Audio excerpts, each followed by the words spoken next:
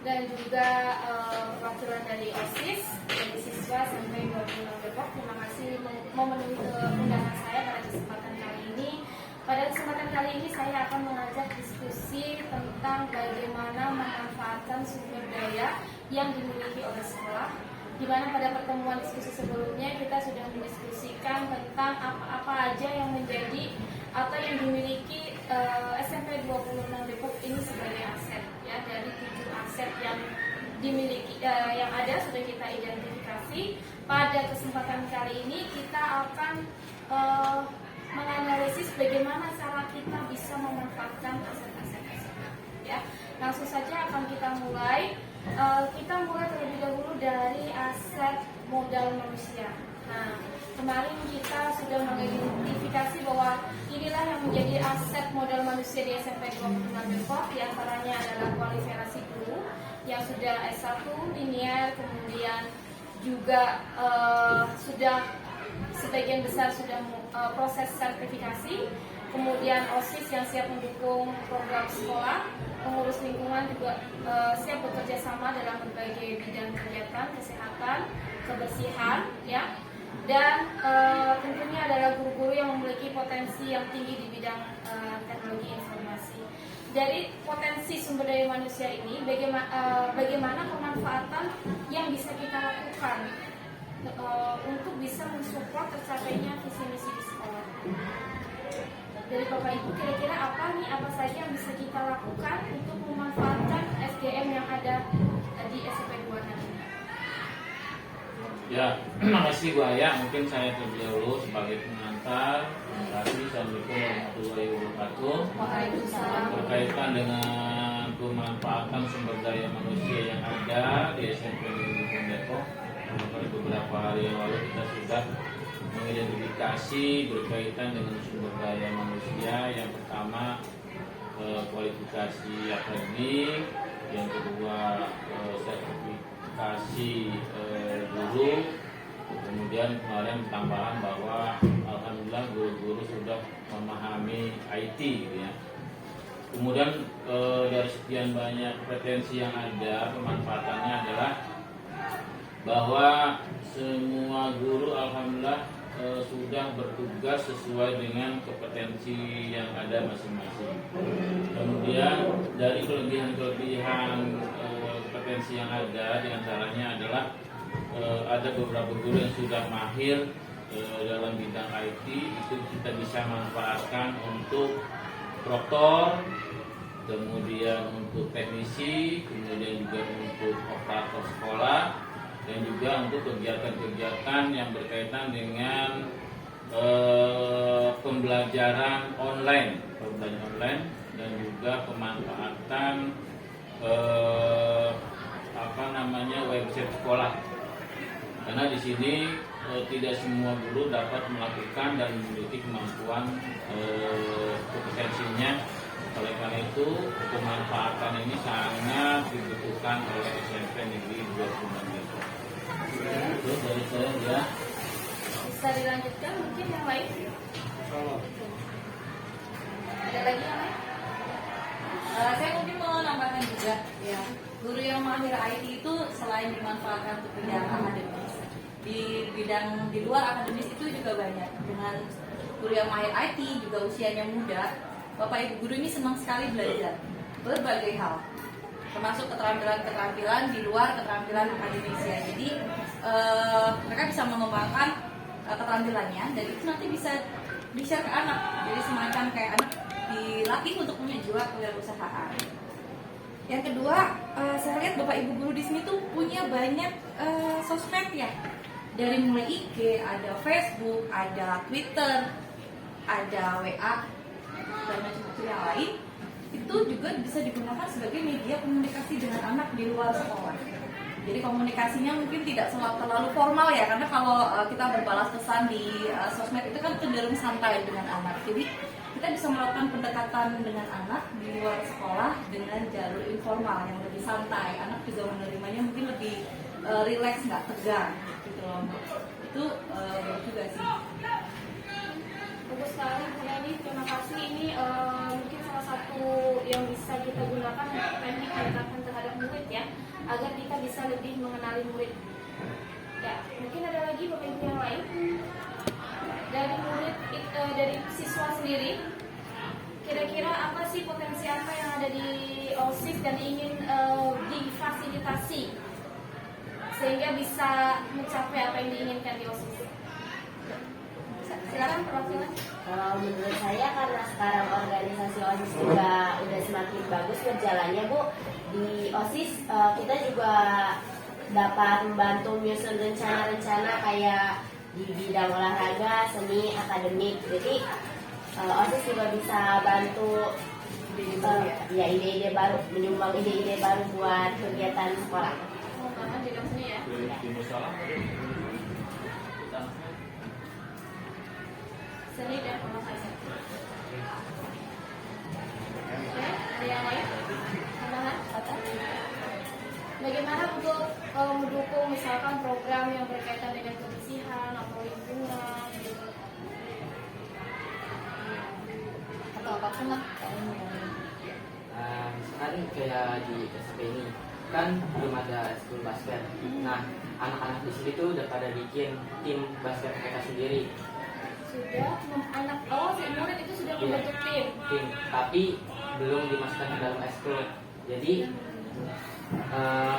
kita bisa mensarankan kepada sekolah supaya bisa mendukung kegiatan tersebut supaya bisa jadi ekskul dan dikembangkan lagi supaya bisa mengikuti perlombaan-perlombaan. Berprestasi Iya, berprestasi.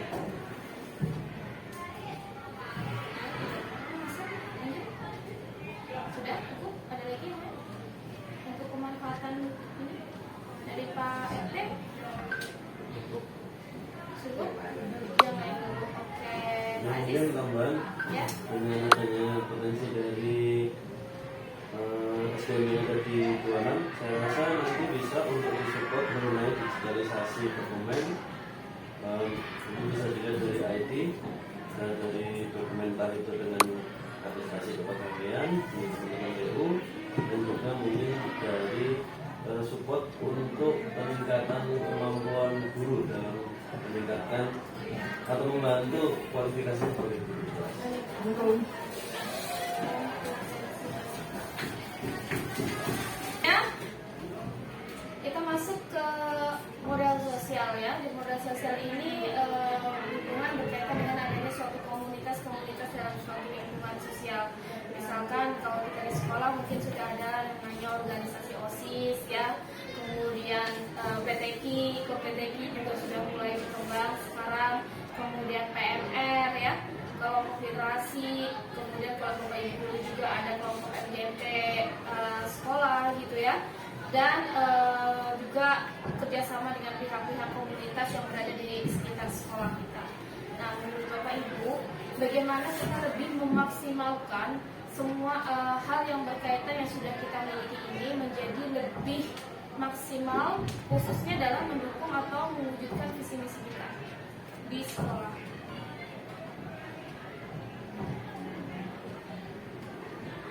Gimana Bapak Ibu, ada yang memasukkan?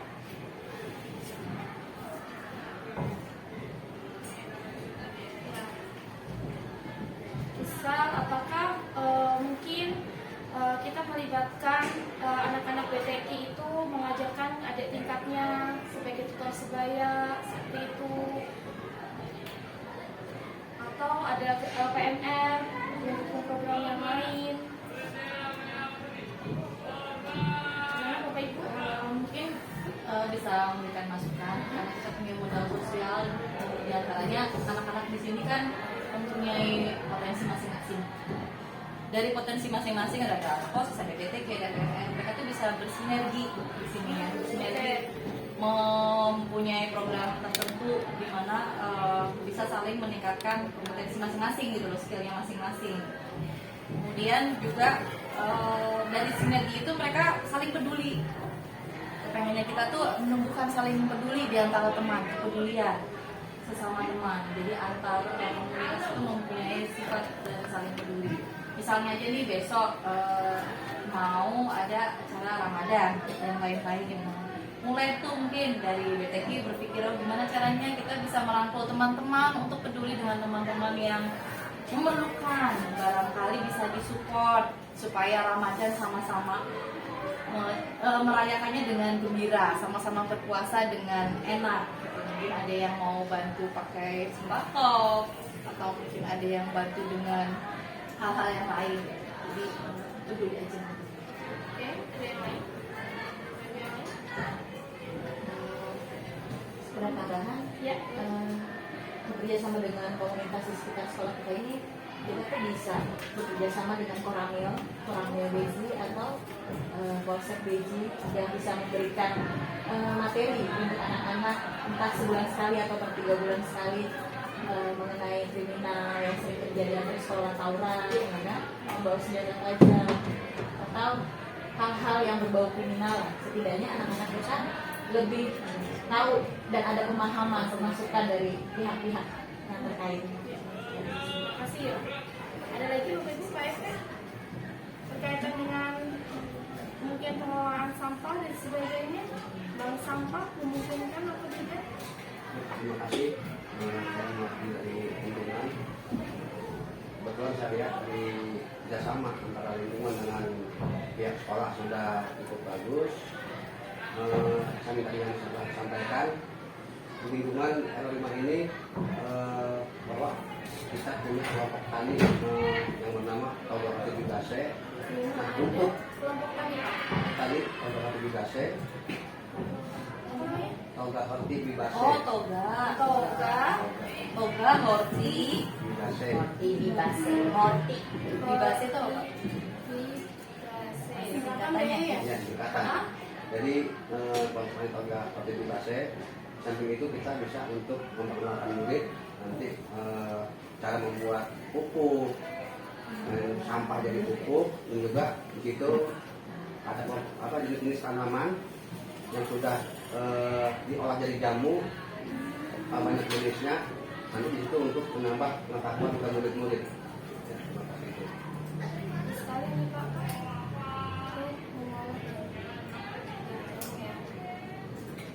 Ya, ini hal yang baru saya ketahui nih Pak, bagus sekali dan ini sangat bisa mendukung hal-hal baru yang bisa diketahui oleh anak-anak ya, khususnya tadi mengenai berkaitan dengan tanaman, kemudian pengolahan tanaman menjadi jamu dan juga bahkan untuk bisa membuat pupuk. Mungkin nanti bisa bersinergi tentang berkaitan pengolahan sampah organik yang ada di sekolah ya, sehingga bisa hasilnya lebih maksimal ya. Ya, ya. Ya, nanti juga akan berpengaruh dengan modal lain yang kita miliki, modal lingkungan, karena kita juga masih punya ruang di bagian belakang. Jadi bisa kita buat misalnya kita bikin tempat pengolahan pupuk, ya pupuk kompos ya Pak. Jadi kita bikin kompos sendiri, kemudian kita olah dan kita gunakan untuk tanaman-tanaman yang ada di sekolah. Ya ini ide yang bagus, mudah-mudahan nanti bisa tercover ya Pak ya. Ya. Kalau pemanfaatan modal politik nih, modal politik ini modal yang fungsinya adalah untuk mempengaruhi suatu kebijakan. Ya.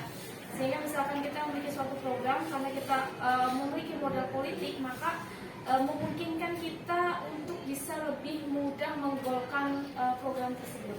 Ya, misal kalau di sini yang sudah kemarin kita sepakati, misalnya kita punya orang tua yang berperan aktif ya, sehingga kalau kita punya program, kemudian kita punya ormas, kita sampaikan ke dalam ormas, maka kita program kita akan bisa tersupport dan terdukung dengan baik gitu ya.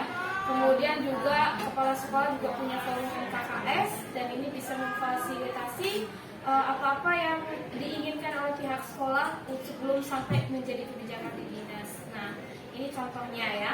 Kalau di sekolah kita punya MGMP ya di bidang sekolah, itu juga bisa menjadi sumber masukan ke bidang kurikulum sebelum menjadi kurikulum itu mengambil suatu kebijakan.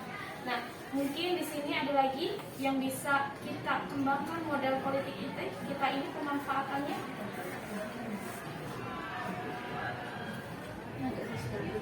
Ya, sesuatu. Cara politik. Ya, Ada hal yang baru. Kalau yang kalau sependek pengetahuan saya mungkin nggak kayak model politik banget, tapi kita diuntungkan karena lokasi kita di kota. Oke, lokasi ya. Kita tuh diuntungkan sekali lokasi kita di kota dekat dengan pusat pemerintahan ya, sehingga kita bisa jadi pionir akan banyak hal sebenarnya gitu. Jadi memudahkan kita untuk membuat suatu program baru, jadi pionir dan untuk diikuti atau diteruskan ke sekolah-sekolah lain. Ya, untuk informasinya pasti akan lebih cepat. Posisi ya, posisi Iya, kita kita punya menentukan ya. keuntungan di lokasi.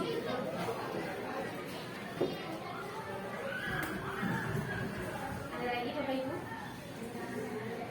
Ya, mungkin tambahan kaitannya dengan modal politik ini yang kita sudah sampaikan sebelumnya, kita berada di tengah kota yang tentu saja kita memiliki banyak akses, terutama dalam hal ini adalah politik, kita dekat juga dengan dinas, kita juga dengan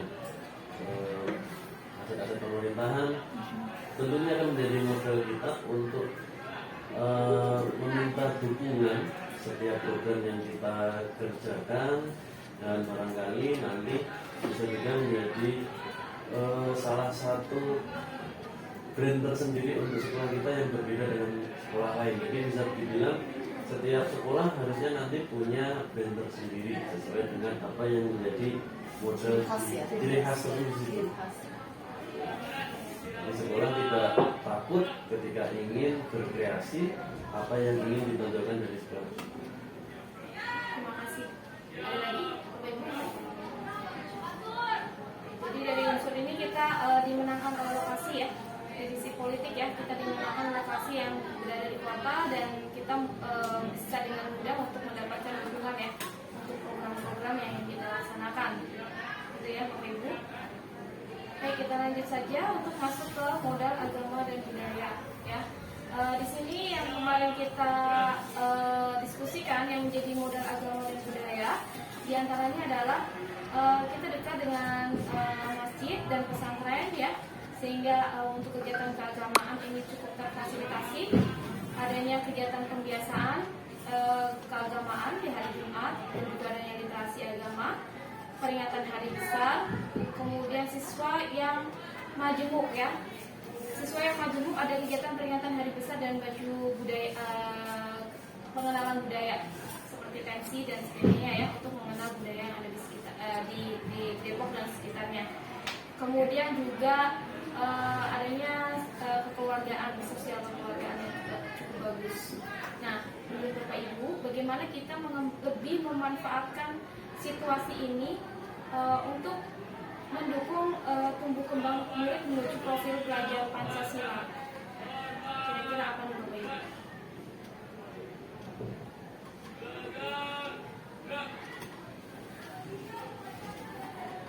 Untuk bidang agama.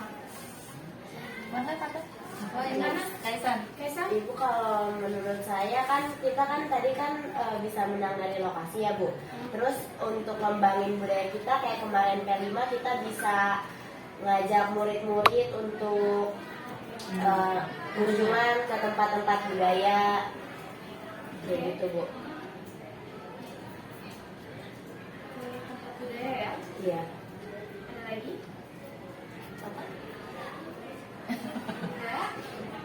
Ada lagi Pak Aziz mungkin untuk yang berkaitan dengan pengembangan budaya tadi bagus ya, karena di sekitar kita ada beberapa situs budaya ya, seperti kemarin kita ke KLD dan juga ke Setu Babakan, itu menjadi sumber referensi belajar budaya kita dan murid bisa belajar langsung ya.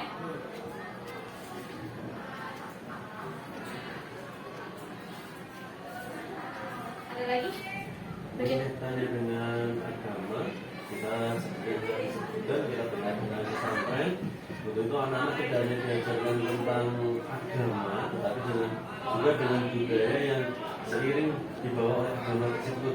Contoh dalam Islam kita ada hadroh, kemudian kita ada kiroah, yang mana kiroah setiap lagunya itu kan berbeda-beda. Dan juga tentu ada selawat, yang mana selawat ini sangat beragam. Tentu anak perlu dikenalkan juga, sehingga anak tidak hanya tahu satu selawat, tapi juga lebih banyak selawat, sehingga SMP ini tidak hanya terkenal dalam bidang akademik, tapi juga lainnya. Kenal dengan tradisinya ya. Sama satu lagi, karena kita sekolah negeri, walaupun di sini satu agama menjadi mayoritas, tapi dengan status kita yang sekolah negeri kan akan banyak anak yang memiliki agama yang berbeda-beda. Nah itu kita bagus sekali untuk mengembangkan toleransi antar pelajar ya di sini ya. Jadi walaupun ada perayaan agama Islam misalnya karena ada mayoritas, di perayaan agama lain juga tidak kita tinggalkan. Jadi anak-anak juga mengenal keberagaman agama dan bertoleransi dengan kepercayaan dari temannya. Kan kalau istilahnya dari karakter kan sebenarnya karakter yang bagus gitu, saling bertoleransi dengan pemeluk agama yang berbeda.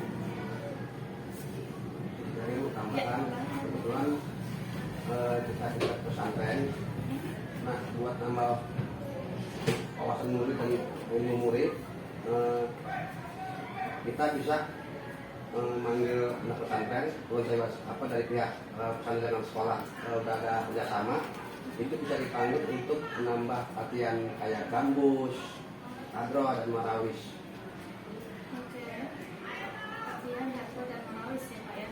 Jadi kita sebagai mengundangnya sebagai narasumber ya. Jadi bisa support ya kalau ada kegiatan yang bisa ngajarin ini juga. Bisa ngajarin juga. Oke, ya saya rasa cukup untuk bidang ini. Kita masuk ke bidang fisik, modal fisik. Modal fisik ini berkaitan dengan fisik yang kita miliki ya. Kalau dari sisi tubuh insya Allah udah cukup bagus ya. Kemudian fasilitas ya mungkin ada berkembang gitu ya. Ya dalam tahap berkembang. Nah, kita memaksimalkan modal yang kita miliki yang berkaitan dengan mungkin kita di sini kita punya lapangan, kemudian di belakang kita punya kebun, gitu kan, masih cukup luas, kemudian di belakang juga masih ada lahan sedikit, gitu ya. Nah, mungkin sarana di pagar-pagar itu juga kan juga bisa untuk kita gunakan untuk mengeluarkan kreasi murid ya. Nah, kira-kira bisa kita gunakan untuk apa nih? Untuk lahan-lahan kosong kita bisa mengajak murid-murid untuk berregularisasi. Jadi kosong ya? iya, kosong. Jadi kan ada kelas 7, kelas 8 dan kelas 9. Kebun ya? Iya, kebun. Kelas 7 misalkan bisa ditugaskan untuk membawa pupuk, dan kelas 8 disuruh membawa pot, dan kelas 9 bisa untuk membawa bibit-bibitnya. Begitu.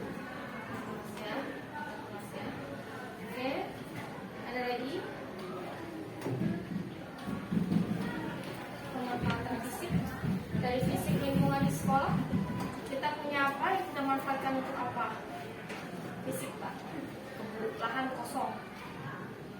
Tadi sebenarnya akan nyambung ya antar potensi antar model satu dengan model yang lain, sebenarnya saling bersinergi, saling mendukung. Sejauh ini kan udah masuk 6 tahun ya sekolah kita berdiri. Memang ada beberapa fasilitas yang dikatakan mungkin belum maksimal, terutama laboratorium yang harus kita kembangkan lebih lanjut. Nah, kalau untuk bangunan dan lain-lain seperti kebun misalnya, ada beberapa bagian yang sudah bisa dimanfaatkan anak-anak untuk bisa melakukan pembelajaran di luar.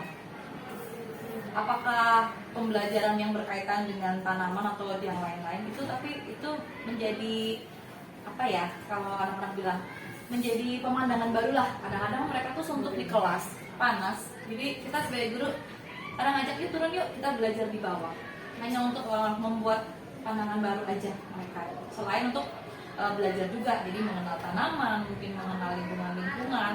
Kita juga lapangan juga bisa dipakai kalau untuk pelajaran matematika ngukur misalnya, bagaimana pembentukan bayangan dan lain-lain. Jadi itu memanfaatkan lahan yang ada bisa untuk pembelajaran dan penyegaran proses.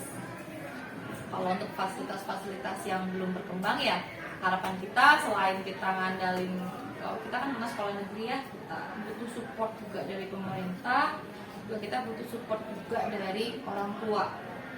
Itu karena kalau ngandalin pemerintah saja kadang-kadang tuh butuh waktunya lama gitu. Sementara program-program yang ada itu harus segera direalisasi. Oke, ya ada lagi yang lain? Mungkin contohnya kita kan udah ada perpustakaan yang punya sekarang. itu alangkah baiknya dikerahkan ke anak-anak atau dijadwalkan gitu kan anak-anak untuk ke perpustakaan gitu, ada di jam apalah gitu kan, agar mereka tahu di situ ada perpustakaan yang sangat bermanfaat untuk mereka gitu. Dikasih jadwal untuk anak kelas 7, 8, dan 9 biar gak bentrok gitu waktunya. Terus ada juga program mading. Jadi di mading nanti kita ada mading online gitu ya Kak, sama mading di sini. Di situ nanti kita bisa pemanfaatannya bisa lebih dimanfaatin buat naruh-naruh program di sekolah. Terus habis itu kegiatan-kegiatan sekolah yang akan kita lakukan gitu Bu. Ya, oke. Ya, untuk papan informasi ya, Iya, kita memanfaatkan space-space yang ada itu untuk meningkatkan kemampuan literasi melalui mading gitu ya, dan juga sebagai pusat sumber informasi. Ada lagi? Cukup? Ya. Kalau sudah cukup, kita akan lanjut ke modal lingkungan atau alam mirip ya. Kalau tadi modal fisik, ini berkaitan dengan fisik bangunan. Sekarang kalau berkaitan dengan lingkungan alamnya, hampir mirip sama tadi ya. Sebagai tadi ya sumber belajar ya. Sumber belajar maupun tempat belajar. Dan tempat belajar. Dan juga mungkin sebagai sama aja ya, kita mengadakan kayak laboratorium alam gitu ya. Iya, kalau istilahnya alam tak kambang ya. Istilahnya dulu alam tak kambang, kita belajar dari alam, apapun yang ada di alam dijadikan sumber belajar. Ya. Oke, kalau misalnya kita berkaitan dengan alam berada di sekitar kita, kita melihat keluar sedikit nih dari SMP 26 Depok, di sekitar kita tuh alamnya tuh ada apa aja? Kalau dekat kebun, sebelah kiri kebun, mungkin agak jauh dikit lah yang masih bisa kita jangkau karena kita bisa aksesnya masih gampang ya transportasinya ya. Iya, kalau bicara alam kan bicara lingkungan sekitar ya. Kita kembali lagi ke kita tuh ada di perkotaan, di mana akses transportasi, akses informasi, akses apapun tuh dekat dan terjangkau. Nah, itu tuh. Ya. Jadi anak mau berangkat ke sekolah pun segala macam transportasi tuh ada terjangkau. Bisa lah. Kalau misalnya kita memanfaatkan alam-alam yang dari sekitar kita, kalau ini kan ada ya kalau di Depok ini hampir setiap kota itu ada, setiap kecamatan itu ada taman-taman ya kan? Mungkin kita sekali juga bisa ya memanfaatkan itu untuk belajar ya, mungkin biar refreshingnya ada.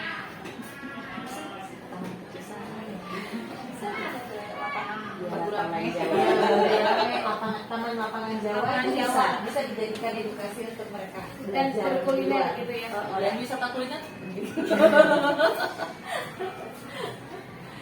Berpikir terus kuliner. Ya.